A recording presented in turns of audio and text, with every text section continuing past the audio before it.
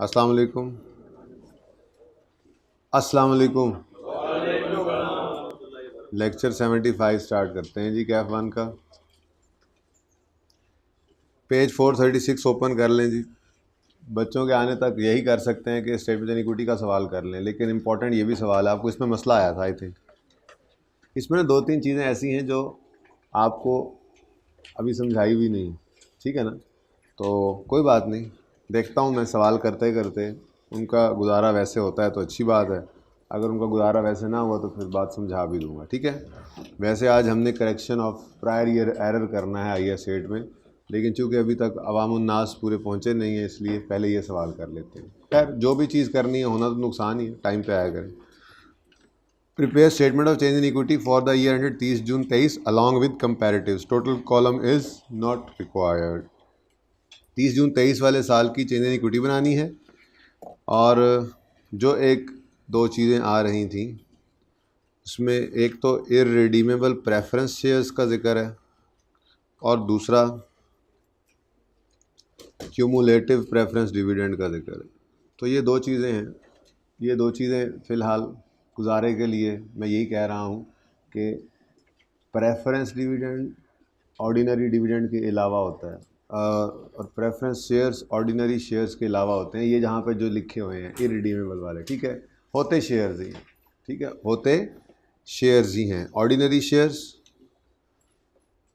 सबसे एंड पे खड़े होते हैं, कुछ पैसे और मंगवाने के लिए लालच दिया जाता है, कहा जाता है जी आप हमें पैसे दें, हम आपको प्रेफरेंस देंगे डिविडेंड देते हुए, पहले आपको डिविडेंड देंगे, अगर कुछ बच गया तो वो ऑर्डिनरी शेयर होल्डर्स को मिलेगा। फ़िलहाल सिर्फ इतना बता रहा हूँ, इसके ऊपर पूरी एक्सप्लेनेशन है EPS के टॉपिक के अंदर, मैंने बड़ी तफसील से बात करनी है। हो सकता है EPS तक रुके, हो सकता है मैं आज ही मौका देख के ये बात कर लूँ, कोई ऐसी बात नहीं। लेकिन फ़िलहाल इररिडीमेबल प्रेफरेंस शेयर कैपिटल है तो this is just like share capital, बस फ़र्क ये है कि ये प्रेफरेंस शेयर कैपिटल है, इसको प्रेफरेंस दी जाती है ओवर डिविडेंड डिस्ट्रीब्यूशन।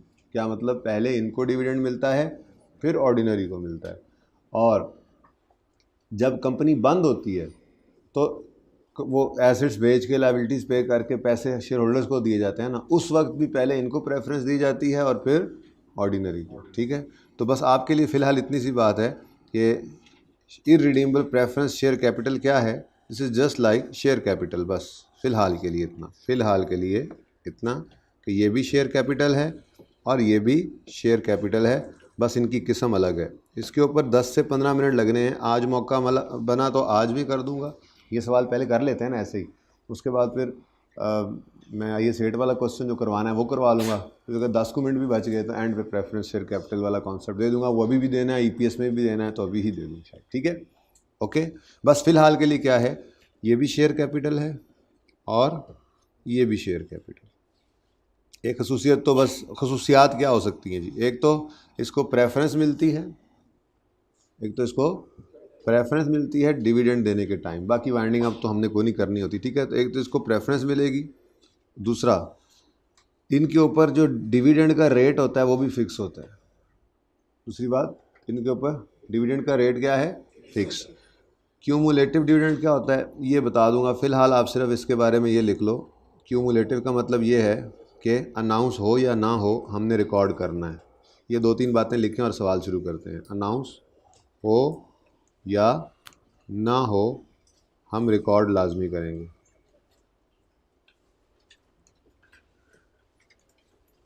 एक नॉन क्यूमुलेटिव भी होता है, तो ये चीज़ें हैं, इंशाल्लाह ये साथ साथ कर लेंगे। असल में ये सवाल करना ही EPS के बाद चाहिए जब डिस्कशन हो जाती है, लेकिन होमवर्क दे दिया तो अब इसको करवा तो देता हूँ, ठीक है, ओके। उसके अलावा कोई चीज़ इस सवाल के अंदर आपको मार नहीं देने वाली। असल में ये भी मार इसलिए दे रही है कि ये हमने जिक्र किया नहीं हुआ अभी तक क्लास में, जब जिक्र हो जाएगा तो फिर ये भी कोई ऐसी बात नहीं है। तो आपने सिर्फ दो तीन बातें जहन में रखनी है। पहली बात, इररिडीमेबल प्रेफरेंस शेयर कैपिटल क्या है, शेयर कैपिटल ही है, बस इसको प्रेफरेंस दी जाएगी ओवर ऑर्डिनरी डिविडेंड, ठीक है। ऑर्डिनरी डिविडेंड्स के डिविडेंड देने से पहले प्रेफरेंस डिविडेंड दिया जाता है, फिर को बच जाए तो ऑर्डिनरी डिविडेंड मिलता है ऑर्डिनरी शेयर होल्डर्स को, ठीक है। दूसरी बात, इनके ऊपर डिविडेंड रेट फिक्स होता है, ठीक है, जबकि ऑर्डिनरी वाले अच्छे दिनों में ज़्यादा भी कमाते हैं, ज़्यादा प्रॉफिट्स आएँ तो उनको 50% भी मिल सकता है, 60% भी मिल सकता है, ठीक है। डिविडेंड है ना, वो शेयर होल्डर्स वो रिस्क ज़्यादा लेते हैं तो उनको ज़्यादा भी रिटर्न मिल सकता है, लेकिन हालात ख़राब हो तो उनको कुछ भी नहीं मिलता, पर इनको 10% हर साल देना ही देना होता है।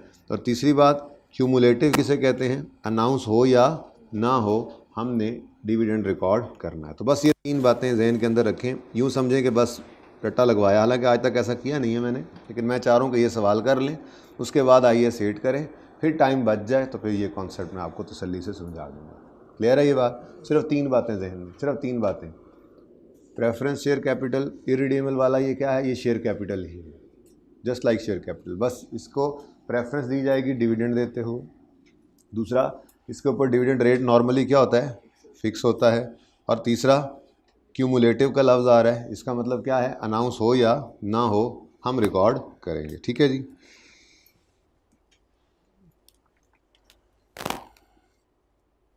चलें ठीक, शुरू करते हैं जी। तो 1 2 3 4 5 कॉलम्स तो मुझे नज़र आ रहे हैं। ऑर्डिनरी शेयर कैपिटल है, प्रेफरेंस शेयर कैपिटल है, उसके बाद शेयर प्रीमियम है, जनरल रिजर्व्स हैं और रिटेन्ड अर्निंग्स हैं। रिवैल्यूएशन सरप्लस नज़र नहीं आ रहा, यकम जनवरी 22 को नज़र नहीं आ रहा, लेकिन आपने यहाँ पे पढ़ा हुआ है यकम जनवरी 22 पे ओपनिंग कोई नहीं था, लेकिन यकम जनवरी 22 में उन्होंने रिवैल्यूएशन की है, तभी तो सरप्लस फॉर द ईयर यहाँ पे नज़र आ रहा है उसके। इसका मतलब ये वाला कॉलम भी बना लेना चाहिए, ठीक है ना। तो कितने कॉलम्स बन गए फिर, 6 कॉलम्स बनेंगे हमारे। नाम बता दें बिजनेस का, KL KCL। टोटल कॉलम तो नहीं चाहिए ना,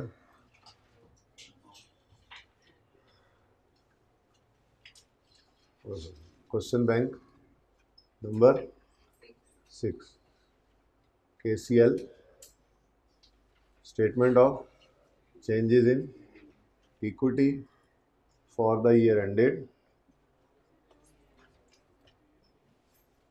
नहीं से लिख रहा, तो बताओ ना फिर, फॉर द ईयर एंडेड। हाँ बोलो बोलो, फूट लो थोड़ा सा, आ ही गए हो अब तो जाग जाओ। 30 जून 2023, और साथ में कंपैरेटिव भी बना। तरीका क्या बताया था, अगर 2 साल की चेंज इन इक्विटी बनानी तो कल भी प्रैक्टिस किया था ना हमने। तो ओपनिंग बैलेंस, उसके बाद काफ़ी सारी चीज़ें थी, कितनी कुछ चीज़ें वैसे अंदाजन, कितने बच्चों ने घर पे ट्राई किया हुआ इस सवाल को, 5 लाइनें काफ़ी होंगी, 5 6 छोड़ दें, 7 तो चले ठीक है, अब फिर कमी बेशी बाद में पूरी कर लें। क्लोजिंग बैलेंस और क्लोजिंग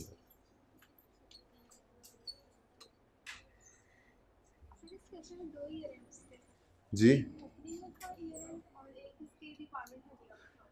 रिक्वायरमेंट में ईयर एंड गिवन है 30 जून 2023।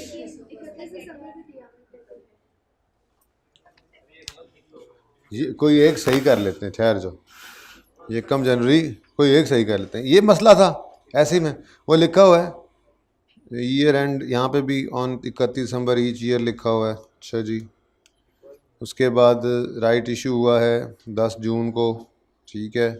Total comprehensive income for the year ended, यहाँ पे 30 जून आ रहा है।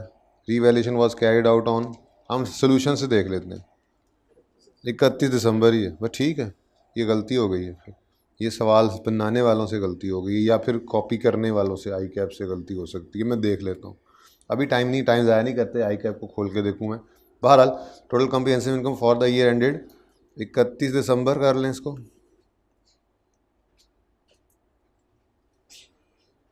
और बाकी सब सही जा रहा है। ये सारे ईयर एंड 31 दिसंबर आ रहे हैं,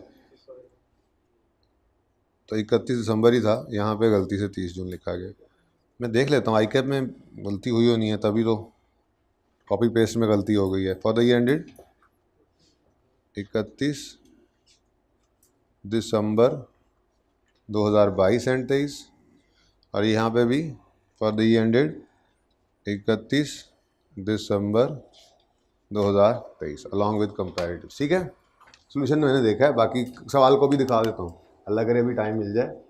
सवाल अगर ये जल्दी हो गया तो फिर टाइम ही टाइम है, बस मुझे एक बार आइए सेट वाला सवाल करने दें आज। जी आप लोगों के लेट आने की वजह से मैं पहले ये करवा रहा हूँ, वरना पहले आइए सेट करते हैं। 31 दिसंबर 2023, ठीक है जी। अच्छा अब ओपनिंग क्लोजिंग क्लोजिंग, अब सोल्यूशन पे चाहती मारी थी तो ज़रा देख ही लूँ मैं लाइनें, प्लानिंग तो कर लूँ। 1 2 3 4 5 6 7 8 बराबर ही हैं, बस ठीक है गुजारा करेंगे तंग तंग करके।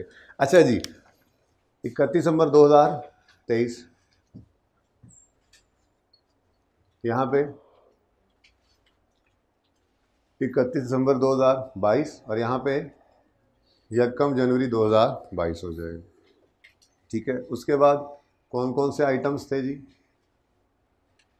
कौन कौन से आइटम्स थे जी? ऑर्डिनरी शेयर कैपिटल,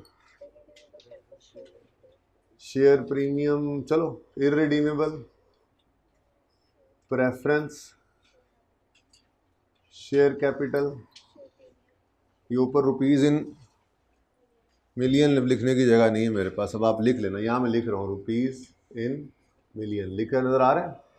ओके, जिनको नहीं नज़र आ रहा ना वो इलाज करें अपनी आंखों का, लिखा हुआ है रिडीम प्रेफरेंस शेयर। उसके बाद share premium, retained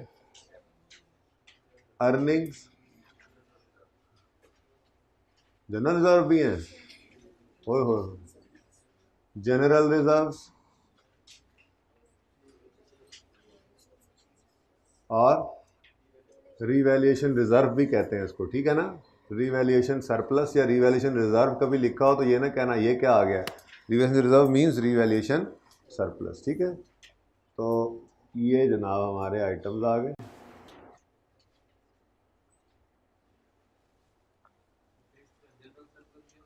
general surplus नहीं होता, general reserve yes specific reserve होता है, रिटेन्ड अर्निंग्स में से क्रिएट किया जाता है।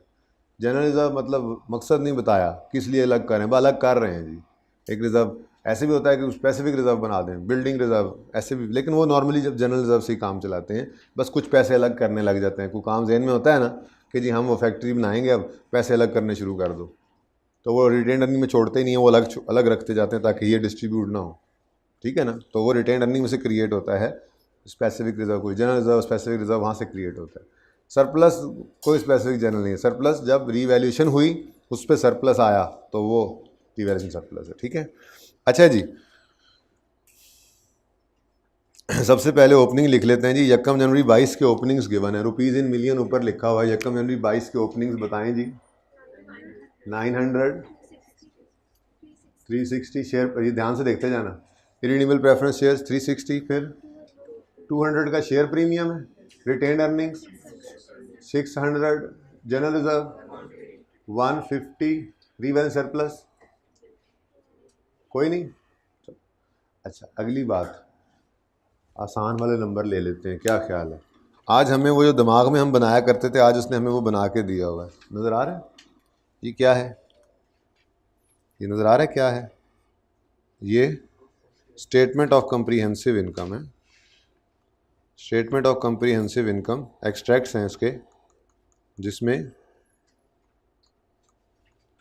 ये क्या है जी, प्रॉफिट एंड लॉस अकाउंट है, और नीचे क्या है जी, अदर कम्प्रीहेंसिव इनकम। मैं पूरा ही लिखूं सर? पूरा उन्होंने वैसे लिखा हुआ, आप भी यूँ लिखें, प्रॉफिट और लॉस अकाउंट,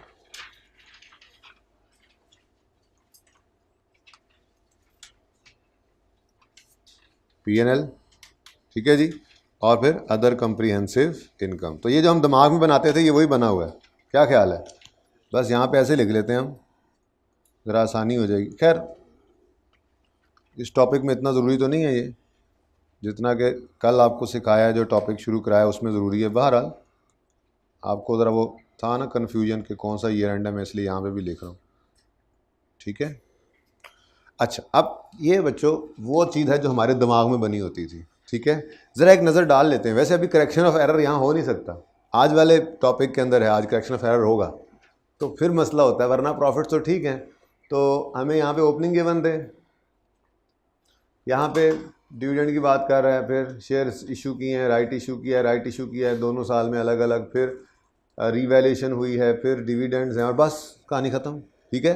तो मेरे ख्याल में तो कोई गलती इनमें नहीं है, इनको पोस्ट किया जा सकता है एज इट इज़, ठीक है ना।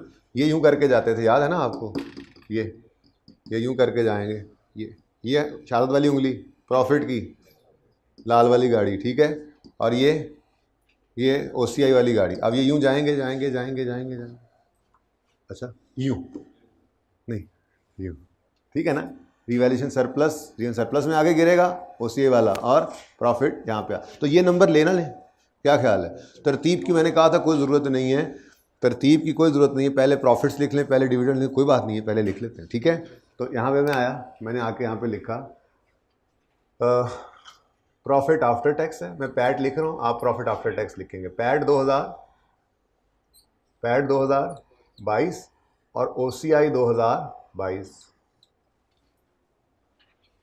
पैट 2023 और OCI 2023। क्या मतलब 23 के प्रॉफिट 23 में, 22 के प्रॉफिट 22 में, ऐसे ही होता था ना। तो ये जो मुफ्त नंबर मिले ना, सवाल जैसा मर्जी मुश्किल लग रहा है, जो मुफ्त नंबर मिले वो लेते जाना है, ठीक है ना, फटाफट। तो ये सारे नंबर ले सकते हैं ना। ये प्रॉफिट 350, ये 20 का सरप्लस, ये वहाँ पे बनाया करते थे, जो आज बना हुआ मिल गया, मैं इसलिए यूज़ कर रहा हूँ, ठीक है ना। काश ये बोर्ड उस तरफ होता और वो बोर्ड इस तरफ होता, तो मैं आपको यूँ करके वैसे ही जैसे वो लकीरें जाया करती थी, ठीक है ना, वो लेके जाते हैं। बहरहाल अब इस तरह से जा रहे हैं, ठीक है। तो ये प्रॉफिट कितना 350 और सरप्लस कितना 20। ओह सॉरी, साथ साथ होते थे ना, हम साए थे हमारे पास, तो हम हर रोज़ हम साए रखते थे। मेरे जहन में ही रहा, मैं इसको इधर लाता और इसको इधर लाता ताकि आपकी तरतीब ख़राब ना हो। खैर कोई बात नहीं, अब तो हो गया जो होना, मिटा नहीं रहा मैं, ठीक है। ऐसे ही ये समझ आइए, 350 रिटेन्ड अर्निंग्स में, और ये 20 का OCI से होकर रिवैल्यूएशन सरप्लस में, पॉजिटिव है, सरप्लस है, ठीक है ना। आगे 400 प्रॉफिट रिटेन्ड अर्निंग्स में, और 4 का नेगेटिव OCI से होके रिटेन्ड अर्निंग्स में। फेंक दो सीधा ही जी, पैट 400 पूरा बोलो, और OCI में 4 नेगेटिव। क्या ज़रूरत है, पहले क्लोजिंग निकलेगा फिर ही ये लिखना है, कोई ऐसी ज़रूरत नहीं, कोई ऐसी पाबंदी किसी ने नहीं लगा दी आपके ऊपर। बस ज़रा ये काम ना कर लें पहले ही, टाइम देते ही लगना है मेरा, या अल्लाह ये ऊपर रह जाए। ओह ज़रा लाइन ऊपर चली गई मेरे ख्याल से, इस 400 के डर की वजह से ना लाइन ज़रा ऊपर चली गई। तो प्रॉफिट का डर ही बड़ा था, असल में गुंजाइश ज़रा कम है जगह की, जगह बेच के तो बोर्ड लाया भाई, कह रहे हैं जगह कितों ले आइए। अच्छा भाईजान ठीक है, जैसे आप कहें। चले जी, गजारा हो गया। अच्छा जी, अब देखें point 3 is no more now.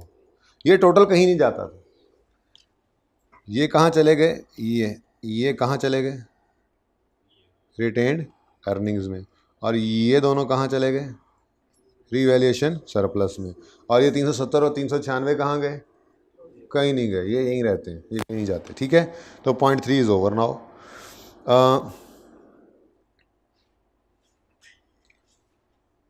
वैसे वो ये कह रहा था revaluation was carried out on 1 January 22 for the first time, तभी तो रिवैल्यूएशन सरप्लस ओपनिंग में 0 आ रहा था।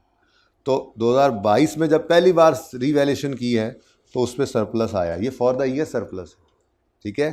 फिर वो कहता है the related assets had remaining useful life of 5 years. यहाँ से देख के हमें ये पता चलता है कि इस 20 को हमने ट्रांसफ़र करना था ओवर 5 ईयर्स, यानी 5 की ट्रांसफ़र भी होनी है कि नहीं होनी है, 4 की हैं, 5 चौके भी होंगे, अच्छा 4 की ट्रांसफ़र भी होनी है, 5 साल पर हमने इसको ट्रांसफ़र करना है, 4 की ट्रांसफ़र आ गई। फिर कहता है अगले साल 1 जनवरी 23 को फिर रिवैल्यूएशन हुई, another revaluation of the same assets was carried out, however there is no change in life. लेकिन उस पर क्या हुआ है, लॉस आ गया। अच्छा, तो हमें फिर लाइफ की अब ज़रूरत ही नहीं थी, लाइफ को डेप्रिसिएशन के लिए यूज़ करनी है, इंक्रीमेंटल डेप्रिसिएशन तो आनी नहीं है, क्योंकि लॉस का मतलब एसेट डाउनवर्ड आ गया होता है। खैर बहरहाल KCL ट्रांसफर्स यूं surplus to retained earnings on annual basis, ठीक है। तो मैं तो कहता हूँ कि ये भी पॉइंट मेरे ख्याल में फड़का ही दें, जब साथ पहुँच ही गए हैं तो। ट्रांसफ़र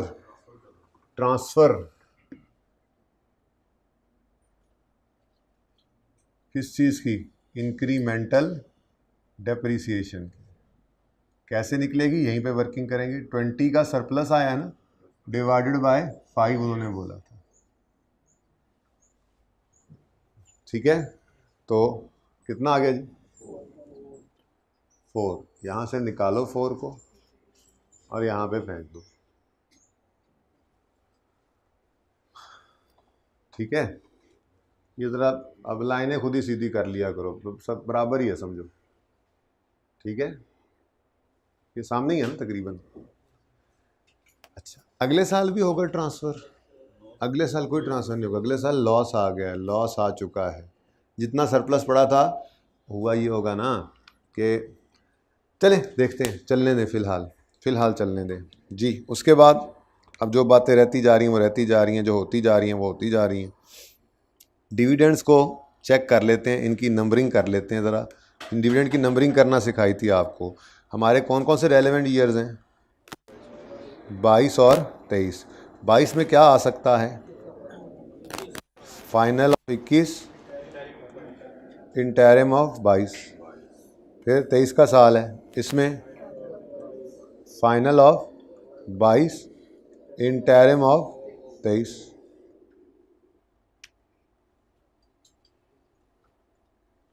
नंबरिंग हमारी होगी अब इस तरह से 1 2 3 4। कोई पता नहीं है, अभी 10 मिनट बाद मैं रोक दूँ जहाँ पे ये पहुँचाओ। जाहिर है भाई, ये सेठ को तो नहीं ना मैं सेक्रीफाइस कर सकता, नया टॉपिक है ना हमारा जी। ये नंबरिंग इस तरह से कर लें, 1 और 2 इधर आएंगे, 3 और 4 इधर आएंगे, ठीक है, ओके। अच्छा चलें जी, शुरू करते हैं जी। 21 कैश बोनस बाद में देखेंगे। 21 इंटरिम हमारी लिस्ट में है? इंटरिम ऑफ 21 हमारी लिस्ट में है? नहीं। फाइनल ऑफ 21 हमारी लिस्ट में है? बिल्कुल है, नंबर 1। लेकिन यहाँ पे कुछ आ नहीं रहा, यहाँ पे कुछ आ ही नहीं रहा। बात समझ आ रही है? आगे चलें, आगे। ओ आ गया 21। ये देखो इस तरह पढ़ना है। 21 का फाइनल 10% रेलेवेंट है हमारे लिए, बोलो। 21 का फाइनल है नंबर 1। वो बोनस कैश तो एंट्री के वक्त देखेंगे, ये कौन सा वो एंड पे देखेंगे, ठीक है। अभी तो ये डिसाइड कर लें कौन सा आना है कौन सा नहीं आना। ये 5% तो गया, क्यों जी? क्योंकि ये इंटरिम ऑफ 21 है, हम तो 22-23 में खड़े हैं, तो 21 का डिविडेंड 21 में आता है इंटरिम, ठीक है जी। आगे बढ़े, अब पढ़ना शुरू करें इस तरह से। 22 का इंटरिम हमारी लिस्ट में है? बिल्कुल है, नंबर 2। अब 22 का इंटरिम यहाँ कोई नहीं है। अच्छा चलो, 22 का फाइनल है? 22 का फाइनल है हमारी लिस्ट में? बिल्कुल है, लेकिन कौन से नंबर पे है? अब देखो ना, ये नंबरिंग काम दे रही है, वरना तो यही नहीं समझ आया कौन से वाला कौन से साल में लेना, 10 बार देखना पड़े। एक बार सोच के नंबरिंग कर ली, उसके बाद 1 मिनट का काम रह जाता है, ठीक है। अच्छा उसके बाद 22 उसी तरह से पढ़ रहे हैं। 22 का इंटरिम, 22 का इंटरिम ये नंबर 2। 22 का इंटरिम नंबर 2 और 22 का फाइनल।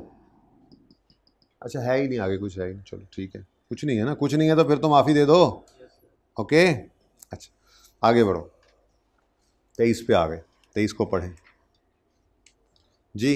23 का इंटरिम लिस्ट में है जी, 23 का इंटरिम नंबर 4। फिर आगे कुछ है ही नहीं, यहाँ पे आ गए, जो हैं उन्हीं पे आगे सोचो। 23 का फाइनल, 23 का फाइनल हमारी लिस्ट में। तो डिविडेंड 4 ही थे, ठीक है, लेकिन बड़ी तरतीब लगानी पड़ी। अच्छा लेकिन एक एडिशनल डिविडेंड है, और वो है प्रेफरेंस शेयर होल्डर्स का क्यूमुलेटिव 10% डिविडेंड, ठीक है ना जी।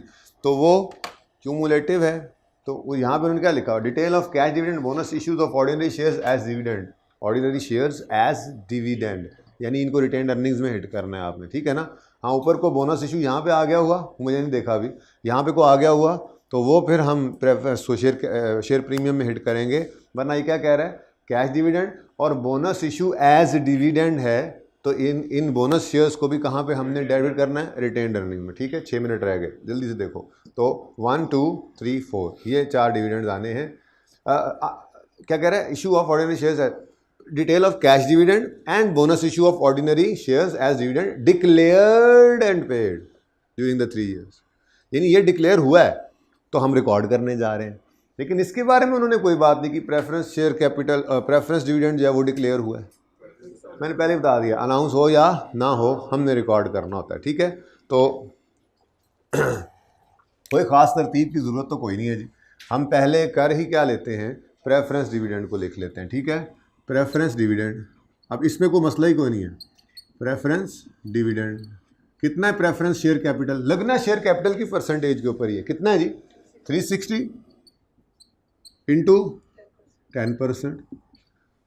एंट्री वही है, dividend debit, dividend payable credit. ठीक है ना, कोई बोनस डिविडेंड की बात नहीं कर रहे, ये कैश डिविडेंड होता है। 10% डिविडेंड रुपयों में इनको देना पड़ता है। जब कैपिटल इनसे मांगा जाता है ना, कहा जाता है भाईजान आपको हम हर साल 10% डिविडेंड देंगे, हर साल 10 रुपये उनसे तय कर लिया जाता है शेयर्स ही, वापस पैसे नहीं करने, लेकिन डिविडेंड फिक्स है, फिक्स भी है, और क्यूमुलेटिव होने की वजह से अनाउंस हो या ना हो वो लाइक इंटरेस्ट वो देना भी पड़ता है, एग्रीमेंट हुआ होता है। ठीक है ना, ये फिक्स हो सकता है, नहीं भी हो सकता, सॉरी क्यूमुलेटिव हो सकता है, नॉन क्यूमुलेटिव भी हो सकता है, लेकिन रेट फिक्स होगा, ये खसूसियत है। ऑर्डिनरी का रेट फिक्स नहीं होता।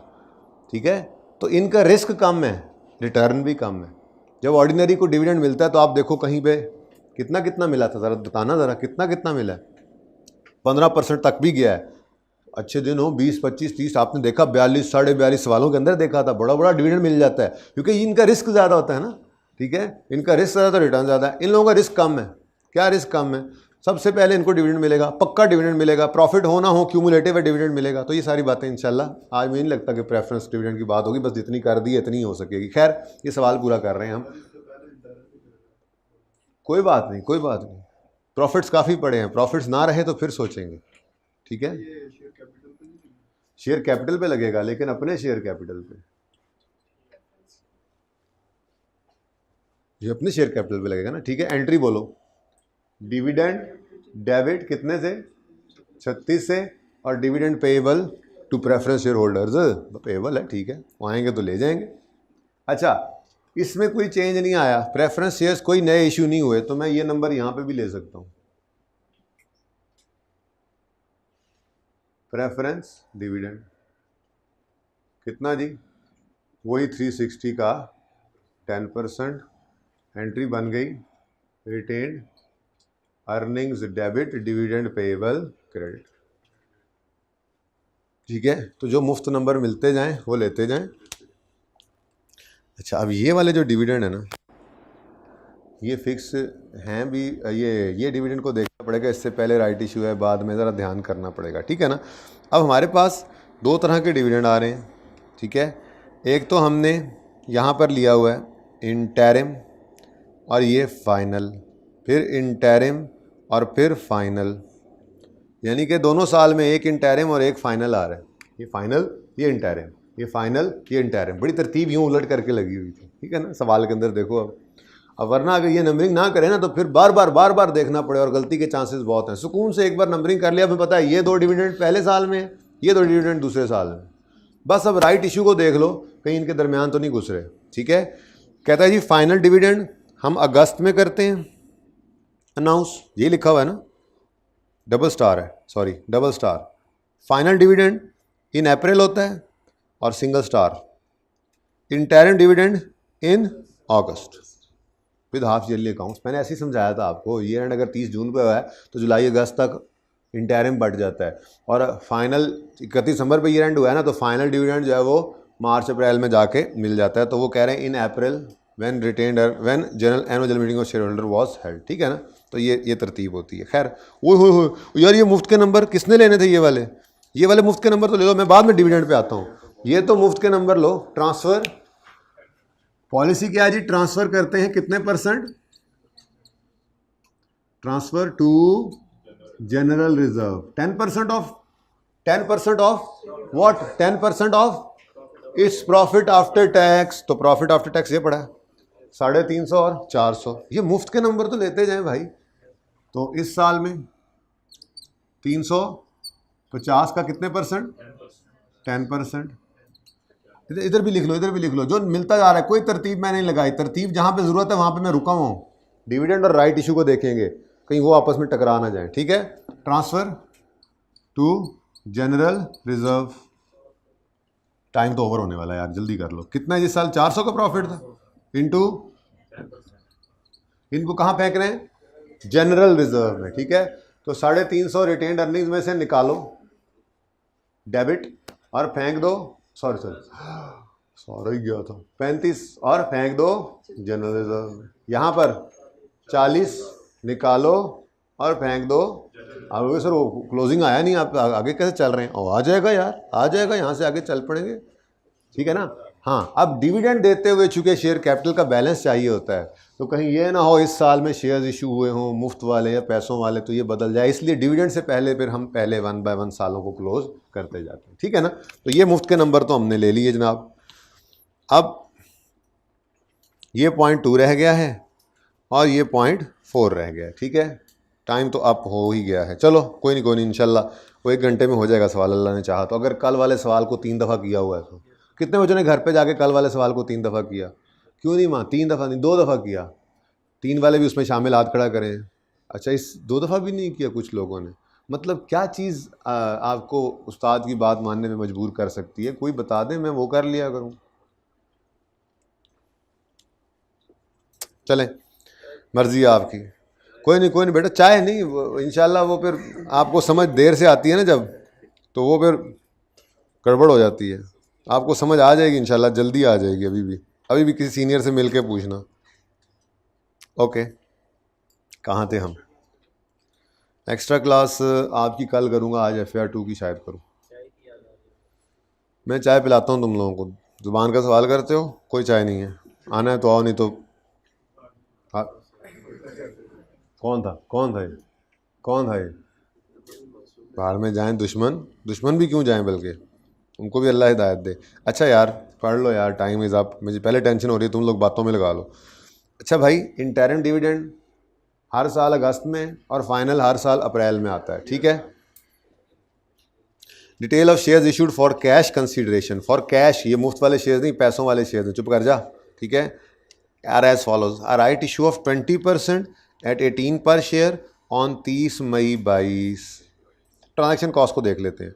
और right issue of 1 for 8 shares already held at a premium of 11 per share on 10 जून 23। तो खैर से ये दोनों राइट इशू फाइनल डिविडेंड के बाद हैं, इंटरिम से पहले, क्योंकि फाइनल कब आ रहा है? अप्रैल में। तो जिस साल में अप्रैल में फाइनल आ गया होगा, ये राइट इशू उसके बाद है। 23, चाहे 30 मई वाला है चाहे 10 जून वाला है, ये अप्रैल के बाद ही होता है ना, मई और जून, ठीक है। और इंटरिम अगस्त में, ठीक है। तो अगस्त से पहले मई और जून आ जाता है, पता है ना महीनों का, ठीक है ना। तो इसका मतलब हम दोनों साल में क्या करेंगे? पहले फाइनल डिविडेंड, फिर राइट इशू, फिर इंटरिम। जगह ज़रा तंग नज़र आ रही है मुझे भी, लेकिन चलो अल्लाह मालिक है, ठीक है। तो शुरू करते हैं जी। सबसे पहले मैं फाइनल डिविडेंड लेता हूँ। नंबर वन फाइनल डिविडेंड है 31 दिसंबर 21 वाला, 22 में आना है, ठीक है। फाइनल डिविडेंड है और बोनस है। फाइनल डिविडेंड 2021, कौन सा वाला? बोनस वाला। 900 इंटू कितने परसेंट है? ये तो 10% ने तंग किया, हर जगह 10%। थोड़ी सी जगह तो बना ही लें यार, अभी से ही ज़रा हिम्मत करके थोड़ी सी जगह तो बना ही लें। आप लोगों ने मुझे सही बताया नहीं वैसे कितनी जगह छोड़नी है, देख लें। आप लोगों ने बड़ी ज़्यादती की है, देख लें आप। इसीलिए तो मैं देख रहा था सोल्यूशन, आपने देखने नहीं दिया मुझे सोल्यूशन। लोग कह रहे थे कि हमने किया हुआ है, आपने तो बेशर्मी की हद कर दी, आपने तो किया भी नहीं। अब कर रहे हैं साथ साथ, कोई नहीं, अब तो मैं कर रहा हूँ बेटा सवाल, ये आप नहीं कर रहे। आप पेपर में पहली बार ऐसी चीज़ करेंगे जिसकी समझ नहीं आ रही और उसमें से नंबर ले रहे होंगे आप, ठीक है। चलो अल्लाह करे वहाँ पे भी ले लो। 10% एंट्री तो करा दो। 10%। कौन सा डिविडेंड है? बोनस है, बोनस डिविडेंड है तो 90। रिटेन्ड अर्निंग्स डेबिट और शेयर कैपिटल क्रेडिट। क्यों मैंने इसको 90 ये रिटेन्ड अर्निंग्स में डेबिट किया? क्योंकि उसने बोला था बोनस डिविडेंड के तौर पे ये शेयर्स, ये बोनस शेयर्स एज डिविडेंड बांटे जा रहे हैं। ठीक है, सोल्यूशन में भी ऐसे ही। ओ दोनों पास से सवाल खोल गया जी, अच्छा भला सोल्यूशन खोला हुआ था। देखिए यार कंसिस्टेंसी चेक तो करते जाए ना जी बच्चों। शेयर प्रीमियम को छेड़ा तो नहीं?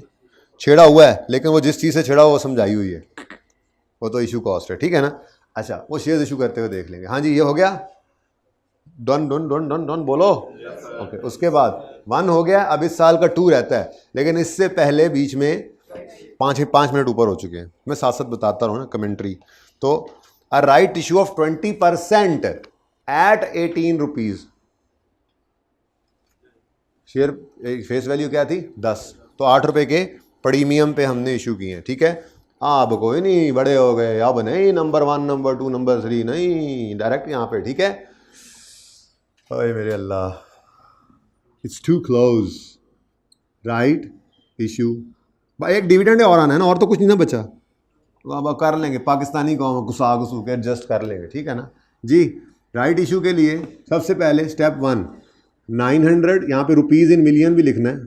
चलो यहाँ पे भी लिख देता हूँ, rupees 900 plus 90 million divided by rupees 10।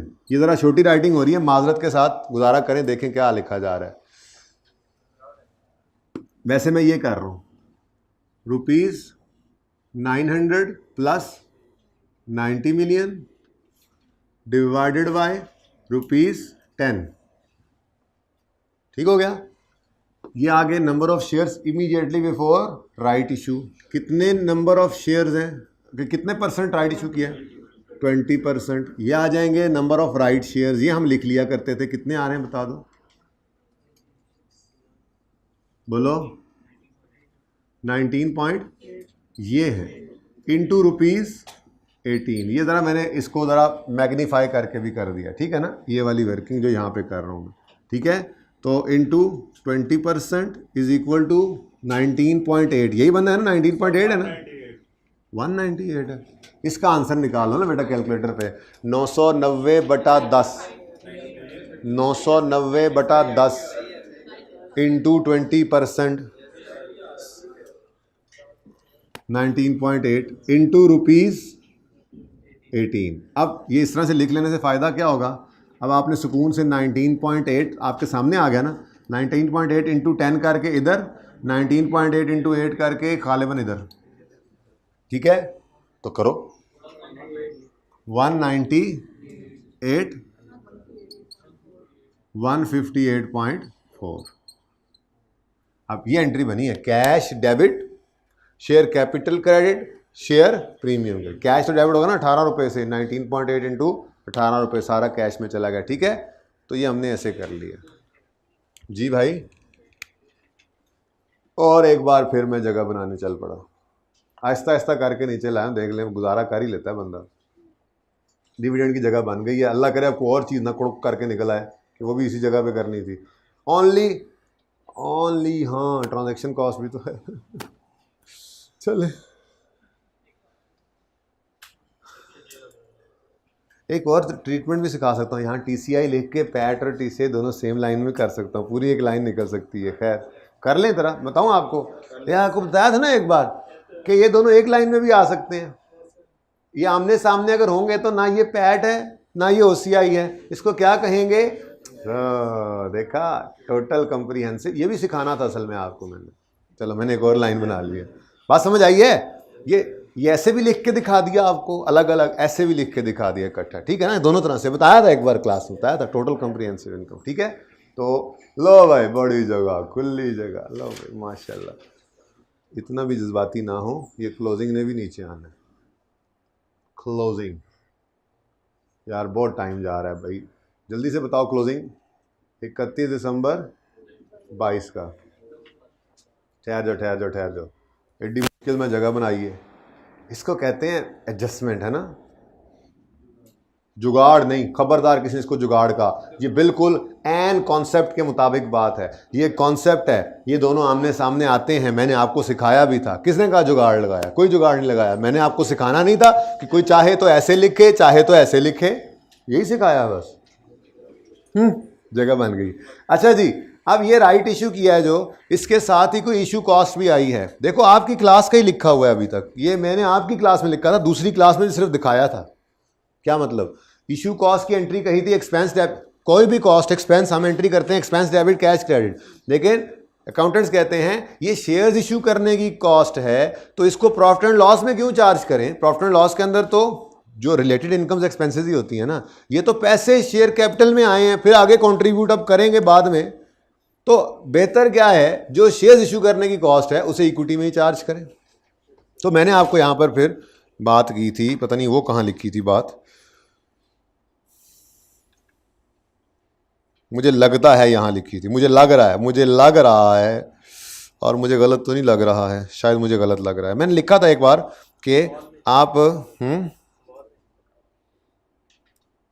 नहीं, मैं बात याद है मुझे, इशू कॉस्ट और बोनस शेयर्स को आप शेयर प्रीमियम में हिट कर सकते हैं। मिल गया। ये बात बताई थी कि फ्री शेयर्स, ये तस्वीर भी आप दोबारा खींच सकते हैं, थोड़ी सी मैंने ये इसकी लिखाई चेंज की थी। बहरहाल फ्री शेयर्स अगर एज बोनस डिविडेंड बांटे जाएं तो आपने रिटेन्ड अर्निंग्स को डेबिट करना है और शेयर कैपिटल को क्रेडिट करना है, ये बात बताई थी आप क्लास में, ठीक है। और फ्री शेयर्स अगर एज बोनस इशू हो तो फिर शेयर प्रीमियम को डेबिट करना है और शेयर, ये बताया था ना आपको, ठीक है। उसके बाद इशू कोई सा भी हो, ठीक है, शेयर्स का इशू हो, शेयर प्रीमियम में बोनस इशू भी डेबिट कर सकते हैं, और इशू कोई सा भी हो उसके ऊपर कोई इशू कॉस्ट आ जाए तो वो भी कहाँ पर, शेयर प्रीमियम में डेबिट कर सकते हैं आप, ठीक है। यहाँ पे फिर एंट्री दोबारा लिखी थी वहीं से उठाकर, ठीक है ना। तो अभी 2-3 और चीज़ें भी हैं, लेकिन आपने सिर्फ 2 चीज़ें पढ़ी कि शेयर प्रीमियम को चूंकि मैंने कहा था कहीं और यूज़ नहीं कर सकते, रिटेन्ड अर्निंग्स होता है ना, एज कैश डिस्ट्रीब्यूट हो सकता है, dividend cash dividend, as cash dividend distribute हो सकता है, उससे जनरल रिजर्व क्रिएट हो सकते हैं, उससे कोई स्पेसिफिक रिजर्व क्रिएट हो सकते हैं। शेयर प्रीमियम का कोई इस्तेमाल नहीं है, पड़ा रहता है। तो पाबंदी नहीं, कंपनीज एक्ट ने पाबंदी नहीं लगाई, लेकिन मशवरा ज़रूर दिया है कि अच्छी कॉर्पोरेट प्रैक्टिस क्या है कि अगर कोई इशू कॉस्ट आए या कोई बोनस इशू हो, बोनस इशू एज डिविडेंड नहीं, बोनस इशू हो या इक्विटी इशुएंस के ऊपर कॉस्ट हो, उसे कहाँ पे हिट कर दिया करो, शेयर प्रीमियम को। तो ये मैंने वैसे आपको बताया था, इतनी लंबी डिस्कशन की भी ज़रूरत नहीं थी। इशुएंस कॉस्ट है तो उसे कहाँ पे डेबिट करेंगे, शेयर प्रीमियम में एंट्री करेंगे, share premium debit cash credit, दिमाग के अंदर, ठीक है। शुक्र है मिल गया, लेकिन 10 मिनट ऊपर हो गए। चुप है, राइट इशू, हाँ। Transaction cost of 3 million were also incurred, ये ट्रांजैक्शन कॉस्ट के लिए तो ये कुर्बानी की आज हमने जी। ट्रांजैक्शन कॉस्ट एंट्री बोलें, ट्रांजैक्शन कॉस्ट की एंट्री बोलें, या अल्लाह कुछ और ना आ जाए। अब मेरे पास कोई गुंजाइश तो जुगाड़ भी कोई नहीं बचा जी, बकौला जी। ट्रांजैक्शन कॉस्ट इशुएंस की, ट्रांजैक्शन कॉस्ट को अंडरलाइन करके लिख लें, इशुएंस कॉस्ट ऑन इक्विटी, कोई भी ट्रांजैक्शन कॉस्ट, हमने कमीशन पे कर दिया, हमने लीगल एडवाइज़र को पैसे, राइट इशू करना था ना, लीगल एडवाइज़र को पैसे दे दिए, कोई लीगल कॉस्ट आ गई, कोई ऐसी कॉस्ट थी जो शेयर्स इशू करने की वजह से हम पे पड़ी है, वो कह रहे हैं ना शेयर्स इशू किए और इस ट्रांजैक्शन की कॉस्ट पड़ी, इसको इशुएंस कॉस्ट कहते हैं। ट्रांजैक्शन कॉस्ट अंडरलाइन करके लिख लें, इशुएंस कॉस्ट। उसके बारे में आपको क्या ट्रीटमेंट बताया हुआ है, हैकल एंड जैकल, क्या ट्रीटमेंट बताया हुआ है उसके बारे में कि आपने उसको शेयर प्रीमियम में डेबिट करना है अगर वो अवेलेबल है, और अगर ना अवेलेबल हो तो, अच्छा, अगर शेयर प्रीमियम में सिर्फ 1 मिलियन पड़ा होता और 3 मिलियन आ गया तो 1 मिलियन शेयर प्रीमियम से 2 मिलियन रिटेन्ड अर्निंग से, ये तो पता है ना, ठीक है। चले तो फिर ट्रांजैक्शन कॉस्ट की एंट्री बनी, शेयर प्रीमियम कितना 3, शेयर प्रीमियम डेबिट और कैश क्रेडिट, डन। आगे तुम्हारे लिए तो जगह बनाई थी, तुम्हारे लिए 15% इंटरिम है, 15% इंटरिम है, और ये भी बोनस ही है, ये भी बोनस ही है। तो इधर ऐसे खुला खुला लिखता रहा हूं, तंग करके लिखता तो पूरा आने जाता। इंटरिम डिविडेंड 22, सर्फ एक्सेल नहीं, फिर बोनस, और 900 जमा 90 जमा 198, 900 लिख देता हूँ फिर, जमा 90 जमा 198 इंटू कितने परसेंट है, 15%। ये मैंने इकट्ठा कर दिया ताकि आपको कन्फ्यूज़न ना हो जी। कितना आता है, 178। अब ये बोनस शेयर्स एज डिविडेंड है या बोनस इशू है, ये दो चीज़ें अलग अलग हैं, बोनस शेयर्स एज डिविडेंड और बोनस इशू। सवाल में लिखेगा तो ठीक है, वरना आपकी मर्जी है, जो करो। सवाल में लिख दे इस तरह से क्लियरली तो अच्छी बात है, वरना आपकी मर्जी है ना, फिर आईकेएफ को दोनों जगह पे नंबर देने पड़ेंगे। बोलो, बोनस शेयर्स एज डिविडेंड या बोनस इशू, ये दो अलग अलग चीज़ें हैं। बोनस शेयर्स एज डिविडेंड हो तो रिटेन्ड अर्निंग्स डेबिट, और अगर बोनस इशू हो तो शेयर प्रीमियम, अगर पढ़ा है तो ठीक है। तो इन्होंने तो पहले ही बता दिया कि ये बोनस शेयर्स एज डिविडेंड वाला मामला है, तो रिटेन्ड अर्निंग्स डेबिट करोगे कितने से, 178 एग्जैक्ट आता है। 0.2 लिखवाओ, बाद में फिर सवाल जाके देखना, मैच नहीं करना, तरतीब तो वैसे हमने आगे पीछे की हुई है। 178.2 से रिटेन्ड अर्निंग्स डेबिट और शेयर कैपिटल क्रेडिट। कुछ और रह तो नहीं गया यार, एक नज़र मार लो।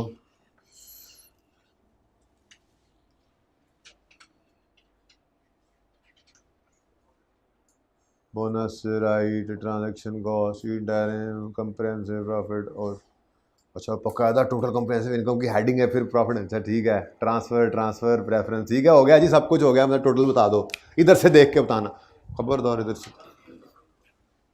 टोटल करो कैलकुलेटर्स पे, कोई पता नहीं, बदतमीज वहाँ से देखना, हाँ मैच कर गया, चलो बस टोटल आ गया वहाँ पे, हम क्यों कैलकुलेटर करें। बोलो 13.2, ये इसलिए कह रहा हूँ कि स्टिल वहाँ पे आइटम्स पूरे मैंने कर भी लिए हैं, स्टिल कोई गलती हो सकती है, अपना टोटल करके बाद में देखेंगे, ठीक है। इधर जी, यार ये तो मैं कर देता हूँ, कुछ तो मुझे भी करना चाहिए। 360 जी, 3.4, इतना खुला खुला सवाल हो गया जी। 6.4, बड़ी मेहरबानी।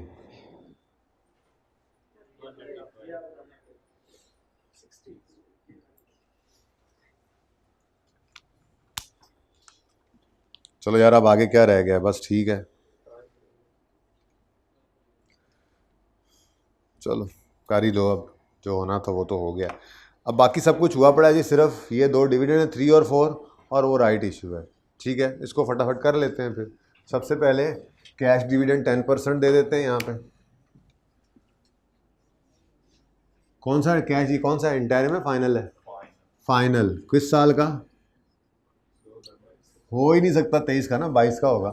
फाइनल डिविडेंड 22, और है कौन सा, कैश। अब बैलेंस लेटेस्ट क्या है, इससे पहले कोई गड़बड़ तो नहीं है, बता दो, सवाल किया हुआ है आप लोगों ने, सारा कुछ तो कर लिया हुआ है, ठीक है। राइट इशू इसके बाद आना है, ओके। तो 1366.2, ईयर की क्लोजिंग मैच कर ले कोई एक बच्चा इतनी देर में, इनटू कितने परसेंट है, 10% जी। एंट्री, हाँ एंट्री, रिटेन्ड अर्निंग्स 136.6, काफ़ी है, ज़रा डेसिमल एक में ही है, सोल्यूशन देख लो, दो में, चलो 136.62, यही है। रिटेन्ड अर्निंग्स में डेबिट, और कैश डिविडेंड है, डिविडेंड पेएबल क्रेडिट, ठीक है। उसके बाद राइट इशू आ गया, राइट इशू उसने 148 लिख दिया है, हम नहीं छोड़ते इसको 1.148, आपको तो पता ही है, हमें ये पसंद ही नहीं है। हमें क्या पसंद है, परसेंटेज, तो हम 1/8 करेंगे, इंटू 100 करेंगे, कितना आ गया, 12 पॉइंट। ये ज़रा हम कंफर्टेबल हो जाते हैं, वरना हो तो उससे भी सकता है, लेकिन क्या हर चीज़ नए तरीके से सीखते रहें फिर, ठीक है। तो राइट इशू है,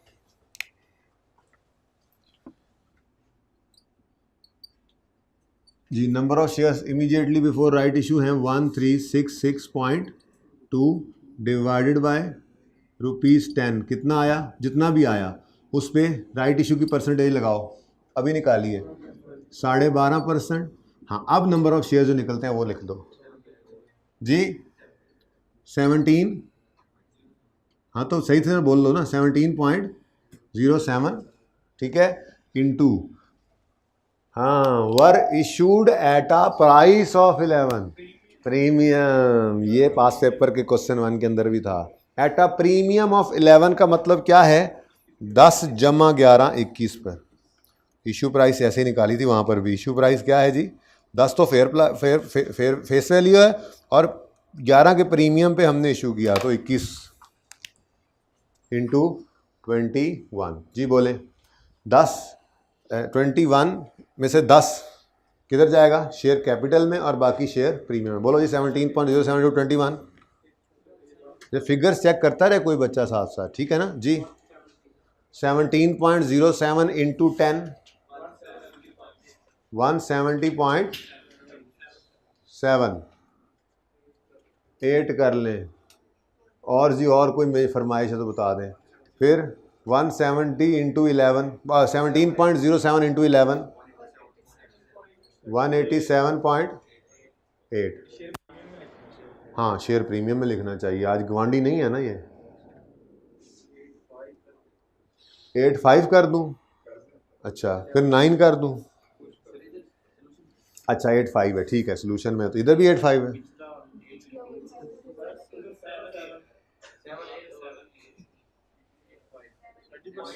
एक मिनट, एक मिनट, 0.78, इधर 85। ये इसलिए मैंने कर दिया, वरना इसको 8 करें, इसको 9 करें, बिल्कुल ठीक है, इनको राउंड करके पॉइंट ही उड़ा दें, बिल्कुल ठीक है, लेकिन एंड पे सोल्यूशन मैच करना है ना। क्या यार देखो सही है, तरतीब आगे पीछे भी है, इसलिए मैंने ये किया, ठीक है, रोड़ा पा दें दो। Transaction cost of 4 million was also incurred. अब क्या दोबारा बताना ट्रांजेक्शन कॉस्ट का? अच्छा सवाल, एक फुल फ्लैज सवाल। ट्रांजेक्शन कॉस्ट 4 मिलियन है, 4 मिलियन है, शेयर प्रीमियम कितने में? ये वाला जी, cash credit, share premium debit, cash credit, ठीक है। और कुछ? हाँ, अब रिवैल्यूएशन के बारे में कहता है कि रिवैल्यूएशन वाज कैरिड ऑन यकम जनवरी 22 for the first time. The related assets had remaining life of 5 years. Another revaluation of same assets was carried out. However, there is no change in useful life. KCL transfers even surplus to retained earnings on annual basis. अब loss तो आया है, मैंने OCI में भी उधर से OCI से निकाल के उधर भेज भी दिया है, लेकिन ये लॉस इतना नहीं आया कि हमारा सरप्लस ही ख़त्म हो गया। हमारा सरप्लस कितना पड़ा हुआ है? 16 का, ठीक है। इससे लॉस भी निकाल दे साल के पहले दिन तो कितना बचता है? 12। अब रिमेनिंग लाइफ में कह रहा है कोई चेंज नहीं है, तो 12 डिवाइडेड बाय 4 करेंगे। ये समझ आई है बात की? और देखो ना, का मामला कुछ ऐसा होगा ना, यकम जनवरी 22 रीवैल्यूएशन सरप्लस 20 आया था, 31 दिसंबर 22 में हमने इसमें से 4 ट्रांसफ़र किया, बच गया 16, ठीक है। उसके बाद इस साल दोबारा रीवैल्यू किया, ठीक है जी। ये क्या थी? Book value. ये क्या है? Revalued amount. तो जितना भी था एसेट तो इधर चल रहा होता है ना, एसेट तो इधर चल रहा होगा, ठीक है ना। और बोलो समझ आ रही है? जितना भी था एसेट में जितनी भी कमी आई वो इतनी ज़्यादा नहीं थी, सिर्फ 4 की थी, तो बाकी कितना बच गया? 12। इतनी नहीं आई कमी के सारे सरप्लस खत्म हो जाए। अब ये 12 बचा हुआ है, तो 31 दिसंबर 23 पर ये रीवैल्यूएशन के दिन खड़े होकर रिमेनिंग लाइफ निकालेंगे, तो यहाँ पर अगर 5 थी तो यहाँ पे 4 नहीं बच गई, तो फिर यहाँ पे 12/4 करना है। ये बात समझ नहीं आई तो मैं और अच्छे तरीके से साफ सुथरा करके बनाऊँ। तो फिर यहाँ पे क्या लिखेंगे? और खुली जगह आज तो नीचे लिख देंगे दीवार पे। बोलो आगे, बोलो। ट्रांसफर जनरल घर वाला हो गया? अच्छा, मैं इस वजह से डर रहा था। ट्रांसफर इंक्रीमेंटल डेप्रिसिएशन, यहाँ पे मैं वर्किंग शो कर देता हूँ, जैसे यहाँ पे की थी। कहाँ ये 20/5 था ना, तो यहाँ पे क्या कह रहा हूँ? 12/4। कितना? 3 रुपये। Revaluation surplus debit, retained earnings credit. ऊपर से लाइन गलत हो जाए बता देना। और कुछ रह तो नहीं गया भाई? देख लो ज़रा, तसल्ली कर लो। ये डिविडेंड फाइनल हो गया, ये राइट इशू हो गया, इंटरिम डिविडेंड। इंटरिम डिविडेंड 2023 का। नंबर 4, तुम भी कैश हो? जी कैश। कितना? 15%। कोई नहीं, कैश तो सबसे आसान है, बस ये देख लो, ये दोनों इकट्ठे हो गए। 1366। मुझे लगता है आज हमने कुर्बानी दे दी, सिर्फ आप लोगों के लेट आने की वजह से। ये जो लेट लोग आते हैं ना, इनकी वजह से आईएएस सेट की आज कुर्बानी हुई है। ये एक्स्ट्रा क्लास में होने वाला सवाल था। अब दिल तो करता है कल एक्स्ट्रा क्लास में आईएएस सेट का सवाल करवाऊं, जो आता है आए, जो नहीं आता ना आए। ये आप लोगों की वजह से इस सवाल को आज डाल दिया। अब करना तो था, फिर पूरा तो करना था। चलें जी, 136 + 170 पॉइंट। भाई कल से ये ऐलान सुन लें, मेरी क्लास में 7:30 के बाद किसी को एंट्री अलाउड नहीं होगी। आमिर, अगर कोई 7:30 के बाद क्लास के अंदर एंटर होगा तो फिर आप बाहर चले जाएंगे क्लास से। इस क्लास में किसी को एंटर नहीं होने देना। और उधर ये मैं आमिर भाई को कह रहा हूँ, मुझे पता है उन्होंने नहीं निकलना, तुम लोगों को उन्होंने रोकना। और टीए साहब, आपने दूसरी क्लास के बाद हाइब्रिड के खड़ा हो जाना जाके। 7:30 के बाद जो एंटर हुआ ना, या तो उसकी खैर नहीं या आप लोगों की खैर नहीं। तो मुझे पता है इन लोगों को पता है कि हमने नहीं जाना, हम एक टीम है। आप लोगों को किसी ने नहीं एंटर होने देना। बाइक पंचर हो जाए, बाहर खड़े रहो, आधा घंटा पहले निकलो जी। 15%। बोलें कितना है आमिर भाई? ठीक है ना, लगेगा पता है इनको भी। 2 अब बता दो, लाइन सीधी तो रखिए, लाइन तो पता नहीं की हो रहा है जी। 2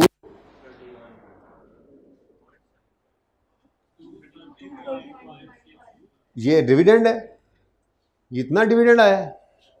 1366 + 170 × 15% कितना आया? 230। एंट्री बता दो कैश डिविडेंड की।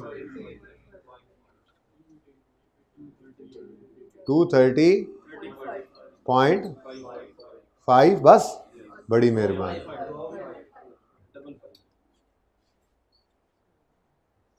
No one is allowed to sit in the class tomorrow after 7:30. Make it sure कि आप 7:30 से पहले पहले एंटर हो। 7:30 के बाद मैं किसी को नहीं एंटर होने दूंगा। It's enough now. रोज़ आके मैं इंतज़ार करता हूँ, कभी कुछ करा कभी कुछ करा। आंसर बताओ, यहाँ से टोटल करना, फिर मैं चेक करूँगा किताब से जाके। ना ना ना ना ना ना, यहाँ से टोटल करो।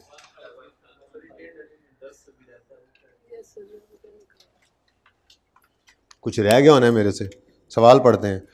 10% नहीं, ये जो हमने दोनों साल कर दिया था ना प्रेफरेंस डिविडेंड 10%, सिर्फ 10। सोल्यूशन देख लेते हैं यार। एक तो ये वापस आ जाता है यार सवाल पे, यार हद है।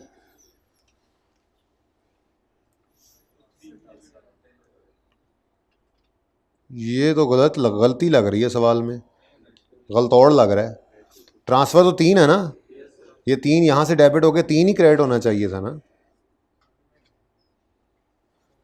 नहीं, मैं बुक से भी देखूंगा आई कैप की, इन्होंने भी गलती की होती है। जब मैं कहता हूँ ना ये सवाल फॉर्मेट करके ज़रा इधर डाल दो, इनसे भी गलती हो जाती है। लेकिन किताब में भी आई कैप वाली में भी हो सकती है, वो भी तो इंसानों ने बनाई है। ठीक है, तो मैं देख लूँगा, लेकिन सही कर लें, ये 3 ही है। ठीक है, तो हमारा सोल्यूशन सही हो जाएगा नीचे। आप अपना सोल्यूशन के बाकी सही है ना, तो फिर ये भी सही होगा हमारे वाला ही टोटल। ठीक है, पहले वाले का आंसर कितना आ रहा है एग्जैक्ट? इधर से इधर से इधर से, जल्दी करो जल्दी करो। तो ये सेठ के सर लै गए ने सारा जी। 1536 ऐसे बोलो, मुझे पहली बार समझना है। पूरी ट्राई करना, पूरी ट्राई करना। 1536.98। मेरे वाला 360 आ गया। ये 530.25। रुकना जरा, 539। ठीक है, क्या कोई बात नहीं, ये बता दो हैं? नहीं नहीं नहीं, जो सोल्यूशन देख के बता रहे हैं वो ज्यादती कर रहे हैं मेरे साथ भी, और इस 1 घंटे के साथ भी जो हमने लगाया है। प्लीज़, मैंने कहा यहाँ से टोटल करें बेटा, ये सही है। ठीक है ना, आगे इसको छोड़ें, इसकी बात करें जी। कितना? 2। हाँ सारे, तुम कैलकुलेटर क्यों नहीं कर रहे? कैलकुलेटर क्यों नहीं कर रहे? मुलाजिम हैं हम सारे तुम्हारे, मैं और ये सारे बच्चे जो कर रहे हैं कैलकुलेशन। बाकी भी निकालो सारे कैलकुलेटर। टोटल बताओ इसका। 225।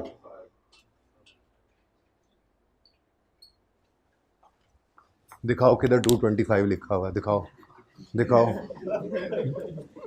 225 लिख लो तुम। इसका टोटल बताओ।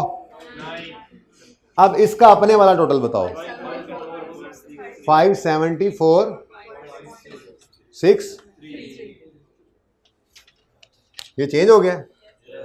अब अगर गलती हुई होती ना तो यहाँ पे वही आंसर होता मेरे ख्याल से। ठीक है, तो ये मैं देख लेता हूँ। ठीक है, आप 3 कर लें इसको। ओके जी, इसके अलावा मैं कोई बात नहीं कर रहा। कोई बात समझ नहीं आई तो पूछ लें इसकी।